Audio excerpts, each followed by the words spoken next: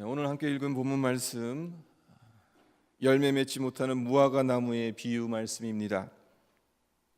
사복음서를 보면 비유가 참으로 많이 나오는데, 예수님의 비유가 나왔다 하면 정신을 바짝 차려야 합니다.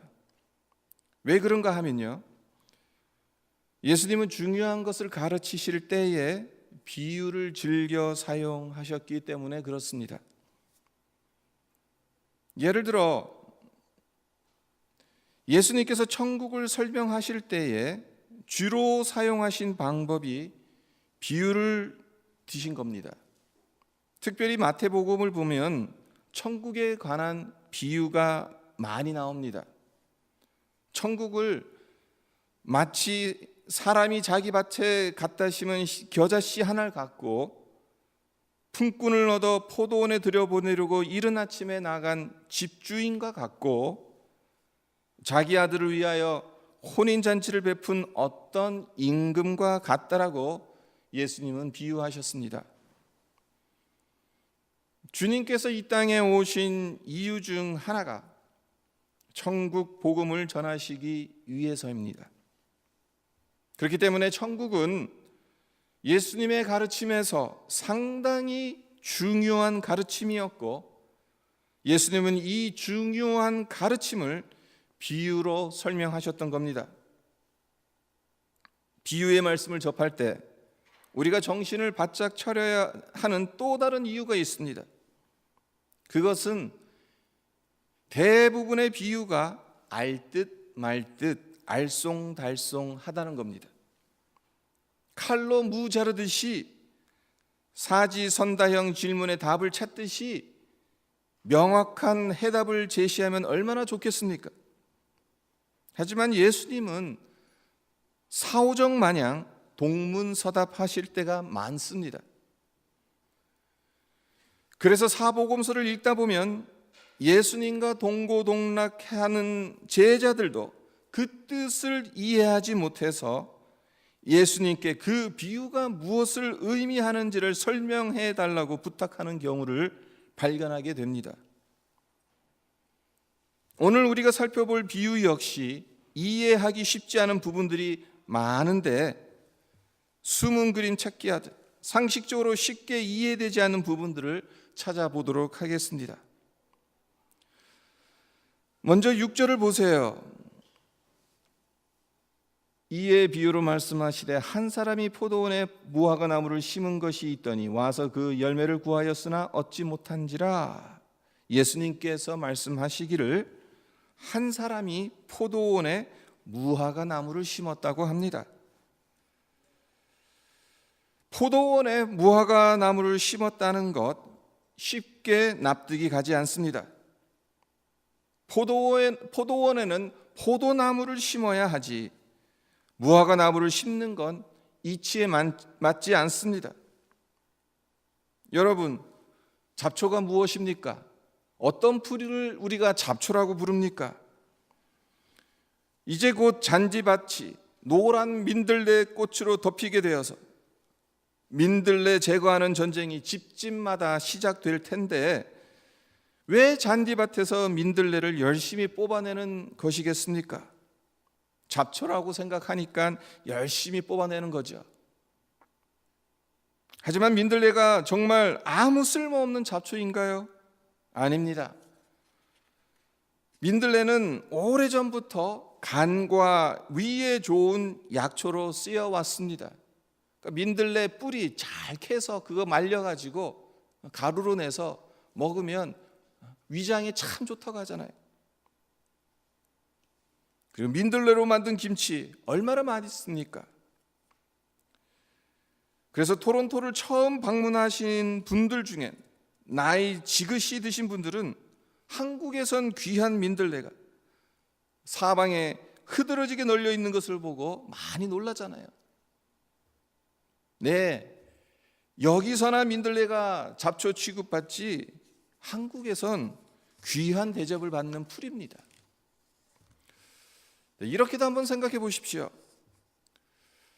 앞서 말씀드린 것처럼 민들레가 약용으로도 쓰인다고 했는데, 그렇기 때문에 약용으로 쓰기 위해서 민들레를 재배할 수도 있어요. 근데 만약 여기저기서 민들레 재배하는 곳에서 잔디가 자란다면 이 경우엔 무엇을 뽑아야 하겠습니까? 민들레가 잡초니까 민들레를 뽑아야 하겠습니까? 아니죠. 잔디를 뽑아야 합니다. 이 경우엔 잔디가 잡초예요. 네, 이렇듯 잡초란 인간이 설정한 목적에 맞지 않게 나오는 풀이라고 정의할 수 있어요. 그러니까 잔디밭에선 잔디 위에 다른 것들은 다 잡초인 거예요. 민들레 밭에서는 민들레 위에는 다 잡초인 거예요. 뭐 지금은 농약을 많이 뿌리고 그러다 보니까 논에 이제 피가 별로 없다고 하죠. 근데 예전에는 논에 벼와 피가 함께 자라지 않았습니까? 근데 피도 알고 보면은 쓸 때가 있거든요. 근데 논에서는 피는 잡초입니다. 벼만 자라야 돼요. 인간이 설정한 목적에 맞지 않게 나오면 그 어떤 것이 되었든 그것은 잡초입니다. 아무리 약용으로 쓰이는 민들레라 하더라도 잔디밭에선 뽑아버려야 할 잡초라는 겁니다. 무엇을 말씀드리는 것입니까? 포도원에서 무화과 나무는 잡초라는 거예요. 포도원에는 포도나무가 있어야죠. 포도원을 만든 이유가 뭡니까? 거기에 포도나무를 심기 위해서인 거잖아요. 무화과 나무가 아무리 유익하다 하더라도 포도원에 심겨지면 잡초나 다를 바 없습니다. 그렇다면 이런 의문이 듭니다. 포도원에선 설령 무화과 나무가 그것에 오래전부터 있었다 하더라도 포도나무를 심기에 뽑아버리는 것이 정상인데 왜 이 사람은 무화과 나무를 일부러 심고 있냐는 거예요. 예수님께서 포도원 농부의 사정은 알지도 못한 채 생뚱맞은 비유를 들고 계시는 것이겠습니까? 그렇지 않습니다. 예수님은 의도적으로 포도원에 무화과 나무를 집어넣으신 것입니다. 포도원은 하나님 나라를 상징합니다. 그리고 포도원에 심겨진 포도나무는 하나님의 백성이라고 할 수 있습니다. 이런 관점에서 보자면 포도원에는 포도나무가 심겨져야 하는 것처럼 하나님 나라에는 하나님의 백성들, 예수님 당시로는 이스라엘 백성들이 있어야 하는 곳입니다. 이스라엘 백성이 아닌 이방인들은 잡초와도 같기 때문에 하나님 나라에서 모두 제거되어야 합니다. 이것이 유대인들이 그토록 자부하는 선민사상이잖아요. 하지만 예수님은 어떻게 생각하셨습니까? 예수님의 생각은 달라도 한참 다릅니다. 성경학자들은 예수님께서 이 비유를 드셨을 때가 사마리아를 통과하시는 중이었다고 추측합니다. 갈릴리를 근거로 3년 동안 공생의 사역을 해오셨던 예수님께서 십자가에 달리시기 위해 예루살렘으로 올라가시는 중이었는데 일부러 사마리아를 거쳐서 가셨습니다. 여러분들도 잘 아시다시피 대부분의 유대인들은 사마리아를 거쳐서 가면 빨리 갈 수 있는데도 그 길로 가지 않습니다. 혈통적으로나 신앙적으로나 혼혈이 된 사마리아인들을 경멸했고 그들과 상종하기 싫어했기 때문에 아무리 바쁘고 급한 일이 있다 하더라도 사마리아를 피해서 갔습니다. 하지만 예수님은 굳이 그 길로 가지 않으셔도 되는데 일부러 사마리아를 거쳐서 가셨고 그 여정 중에 포도원의 무화과 나무 비유를 제자들에게 말씀하셨던 겁니다. 무엇을 의미하는 것이겠습니까? 사마리아인들, 더 나아가 이방인들 또한 하나님의 나라에 들어갈 수 있다는 것을 보여주시는 거죠. 이스라엘 백성들은 모두 다 지금 포도원에 포도나무들, 자기들이 포도나무라고 생각을 했어요. 그러니까 포도원에 포도나무가 있어야 당연한 것. 그러니까 포도원에 포도나무 위에 다른 것이 있어서는 안 된다고 그렇게 생각을 했어요. 근데 예수님은 이 비유를 통해서 포도원에 포도나무뿐만 아니라 무화과 나무도 있을 수 있다. 그것을 말씀하고 있는 거예요. 예수님께서 예루살렘에 올라가시는 이유, 십자가에 못 박히시는 이유가 하나님의 백성들이라고 자부하고 있는 유대인들뿐만 아니라 천하 만민을 위한 것임을 이 비유를 통해서 말씀하고 있는 겁니다. 그렇습니다. 포도나무가 아닌 무화과 나무인데도 포도원 주인이 포도원에 심은 것처럼 이스라엘 백성이 아닌 이방인인 우리를 하나님께서 하나님 나라에 들이셨습니다. 오늘 이 본문을 잘 읽어보십시오. 누가복음 13장 6절로 9절까지 이 본문을 잘 읽어보시면 포도원에 포도나무가 나와야 정상이잖아요. 그런데 포도나무에 관해서는 한마디 언급도 없습니다. 무화과 나무 이야기뿐입니다. 이야기의 주된 관심이 무화과 나무에 집중되어 있다는 겁니다. 주인에게 특별한 사랑이 없는데, 특별한 관심이 없는데 포도원에 무화과 나무를 심을 이유가 어디 있겠습니까? 이와 같이 하나님은 우리 한 사람 한 사람을 특별한 사랑과 관심으로 하나님 나라에 들이셨습니다. 포도나무가 아니기 때문에 포도원에 심겨질 수 없는 존재인데도 독생자 예수를 내어주심으로 포도원인 하나님 나라에 심으시고 하나님의 백성으로 삼으셨습니다. 이것이 우리가 하나님으로부터 받은 은혜입니다. 이 은혜를 받았기 때문에 우리 모두는 주님께서 기뻐하시는 삶을 살아가기를 원합니다. 이 은혜에 합당한 삶을 살아가고 싶은 마음이 우리 모두에게 있는 것입니다. 문제는 세상의 염려, 걱정, 근심으로 우리 마음이 여러 갈래로 나누어져 있다는 게 문제죠. 그리고 그 결과 하나님께서 원하시는 삶을 살아간다는 것이 말처럼 쉽지 않다는 겁니다. 그래서 7절의 말씀, 포도원 지기에게 이르되 내가 3년을 와서 이 무화과 나무에서 열매를 구하되 얻지 못하니 찍어버리라. 어찌 땅만 버리게 하겠느냐. 이 구절을 읽으면 혹시 나도 찍혀서 버림받지는 않을까 하는 불안감이 엄습하기도 합니다.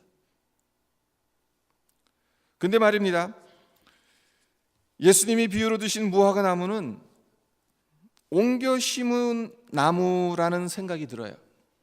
왜 그런 생각이 드냐 하면 어린 묘목을 심었다면 3년 만에 열매를 맺을 수 없어요. 그렇죠? 조그만 묘목을 심었으면 그것이 3년 안에 커서 열매를 맺을 수 없습니다.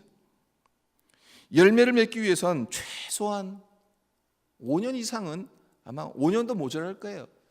아마 7, 8년 이상 그 나무가 성장할 때까지 기다려줘야 되는 거예요. 하지만 옮겨 심었다면 말이 달라지죠. 옮겨 심은 그 해에는 우리도 이민자들이잖아요. 원래 있던 땅에서 옮겨 심은 이민자들입니다. 그러니까 첫 해에는 정착하느라고, 적응하느라고 뭘 할 수가 없어요. 나무도 마찬가지입니다. 옮겨 심으면 그 땅에 적응해야 되기 때문에 아무것도 할 수가 없어요. 시간이 필요해요. 하지만 2년째, 그 다음 해에는 충분히 열매를 맺을 수 있는 거죠. 적응이 다 끝나면. 네, 문제는 포도원 주인이 무화과 나무를 옮겨 심은 지 3년이 지났는데도 열매가 열리지 않았다는 거예요. 그러니까 포도원 주인은 나름대로 충분한 시간을 준 것입니다. 이 무화과 나무를 옮겨 심고 난 첫 해, 그래, 이 땅에 적응해야지. 무화과 나무 열매를 맺을 수 없을 거야, 이 한 해는. 근데 그 다음에도 그래, 올해도 좀 더 지켜보자. 충분한 시간을 주었다는 겁니다. 그러니까 3년이나 준 거거든요.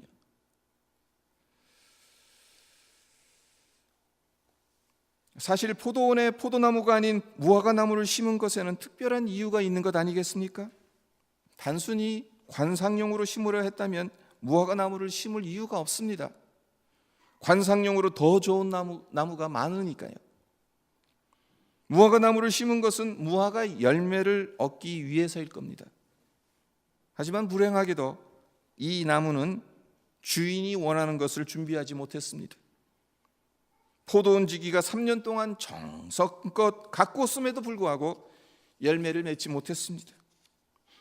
결과만 놓고 보면 아까운 땅만 놀린 셈이 되고 만 것입니다. 이에 포도원 주인이 어떤 반응을 보입니까? 3년 동안 충분한 시간을 주었음에도 불구하고 열매를 맺지 못하게 되니까 당장 찍어버리라고 포도원 지기에게 불효령을 내리죠. 지극히 상식적인 반응이죠. 싹수가 노란데 그냥 내버려 두면 시간과 땅을 허비하는 것이니 도끼로 찍어내는 것이 당연합니다. 세상의 방식이 이런 방식 아닙니까? 아무리 투자를 많이 했어도 이윤을 남기지 못하면 더 큰 손해보기 전에 정리해야 지혜로운 것입니다. 그렇게 안 했다가는 쫄딱 망할 수도 있는 거예요. 하지만 주님의 비유에서 포도원 지기가 말하는 것이 무엇입니까? 8절과 9절을 보세요. 대답하여 이르되 주인이여 금년에도 그대로 두소서. 내가 두릅하고 거름을 주리니 이후에 만일 열매를 열면 좋거니와 그렇지 않으면 찍어버리소서 하였다 하시니라. 이 부분도 상식적인 면에서 보자면 이해가 되지 않습니다. 생각해 보십시오. 포도원 지기가 나무 주위를 두릅하고 거름을 줄 테니 금년에도 그대로 두기를 포도원 주인에게 부탁하고 있는데, 그렇다면 작년에는 나무 주변을 두릅파서 거름을 안 주었겠습니까? 이 무화과 나무를 포도원에 옮겨 심고 난 후 3년 동안 거름을 주는 일을 게을리 했겠습니까? 그렇지 않았을 겁니다. 포도원 지기는 그 이전에도 지극정성으로 무화과 나무를 돌보았을 겁니다. 포도원 주인보다 무화과 나무의 실상을 더 알았으면 알았지 모를 리 없었다는 겁니다. 그의 생각에도 찍어버리는 것이 훨씬 현명하다는 겁니다. 나무 주위를 두릅파서 거름을 주고 돌본다고 한들 내년에 열매를 맺으리라는 보장이 없다는 것, 이 포도원 지기가 충분히 알고 있었다는 것입니다.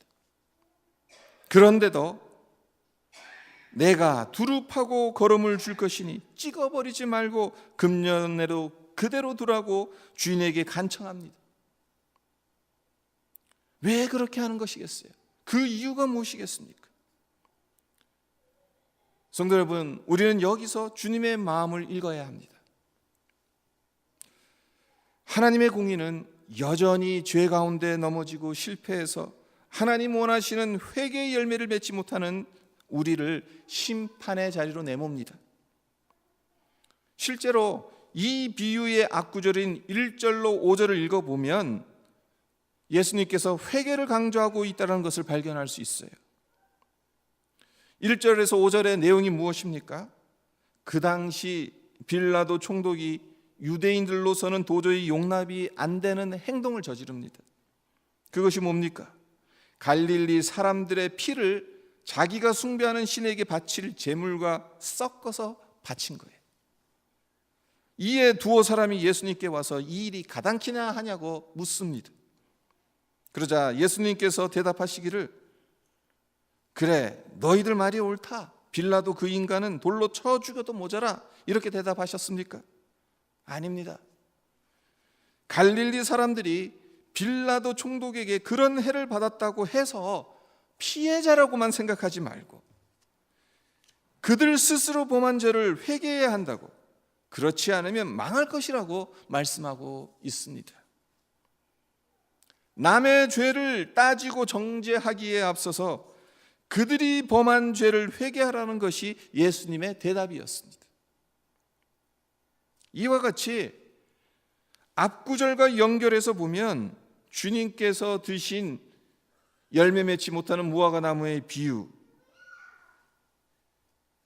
이 비유를 드신 1차적인 목적은 회개를 강조하기 위해서였다는 것을 알 수 있어요. 여기서 말하는 열매, 무화과 나무가 맺지 못한 열매, 그것은 회개의 열매였다는 거예요. 하지만 이것이 전부는 아닙니다. 우리는 무화과 나무 비유에서 끝까지 우리의 죄와 허물을 해결하시려는 주님의 결단을 읽을 수 있어야 합니다. 솔직히 우리 자신을 냉철하게 판단한다면 후한 점수를 줄 수 없잖아요. 후한 점수는 고사하고 하나님의 심판을 받았어도 수백 수천 번, 아니 셀 수 없을 만큼 수도 없이 받았어야 할 존재들이지 않습니까? 하나님이 원하시는 수준에 미달돼도 한참 미달된 존재들이지 않습니까? 따라서 3년이라는 시간을 주었는데도 변변한 열매 하나 맺지 못했으니 찍어버리라는 포도원 주인의 명령이 우리에게도 똑같이 적용된다면 이 중에 찍혀버림을 당하지 않을 사람은 아무도 없다는 겁니다. 하나님의 공의대로 하자면 하나님이 찾으시는 열매가 없으니 지금 당장 찍혀냄을 당해야 하는 거예요. 그러나 예수님은 십자가의 보혈로 우리의 연약함을 덮으셨죠. 단순히 눈 가리고 아웅하는 것이 아니라 하나님께서 요구하시는 공의를 십자가에서 이루셨습니다.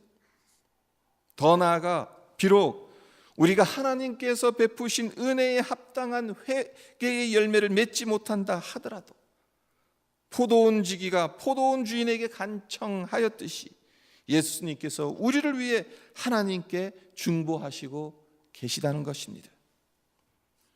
성도 여러분, 놀라운 점을 하나 말씀드리겠습니다. 예수님께서 십자가에 달리셔서 처음으로 하신 말씀이 무엇인지 아십니까? 누가복음 23장 34절을 보면 아버지, 저들을 사하여 주옵소서, 자기들이 하는 것을 알지 못함이니이다.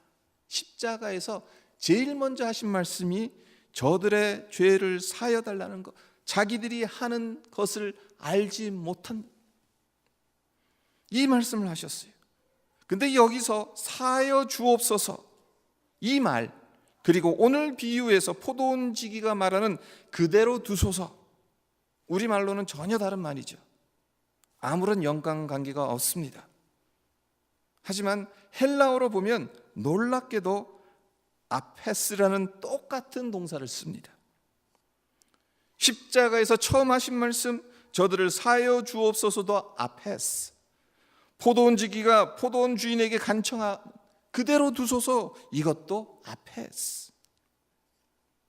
그러니까 누가가 의도적으로 동일한 단어를 사용했다고 밖에는 설명이 되지 않습니다.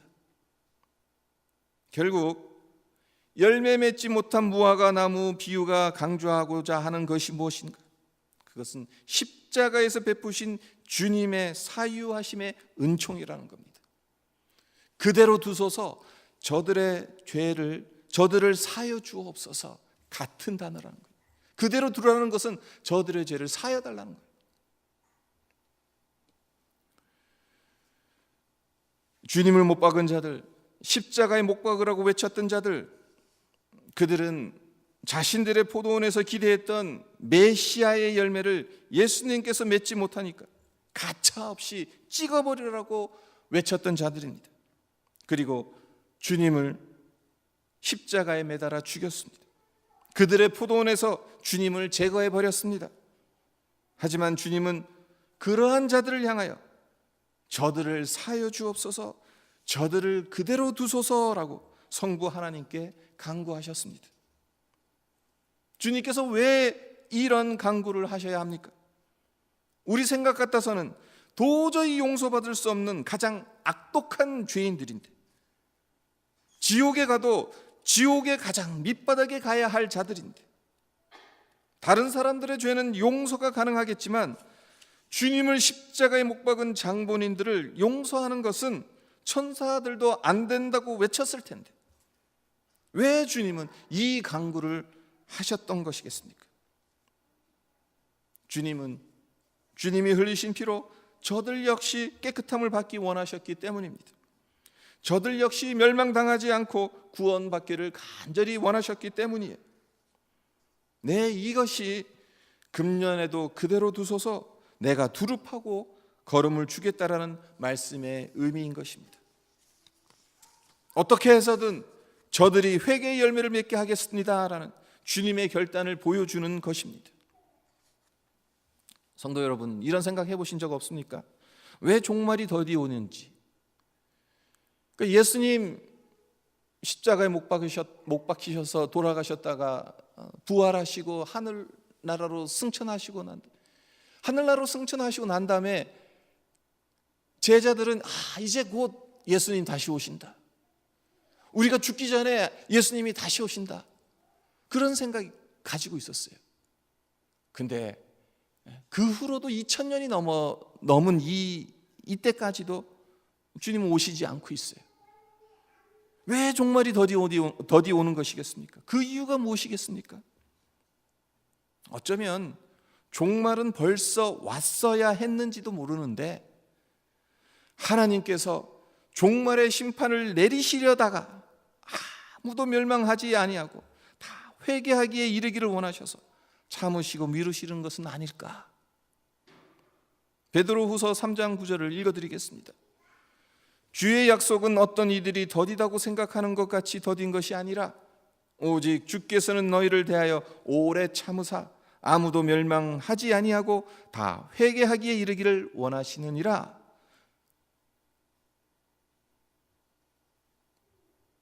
그러니까 핍박 가운데 놓여져 있는 성도들이 절규를 하는 거예요. 왜 주님 왜 지금 안 오십니까?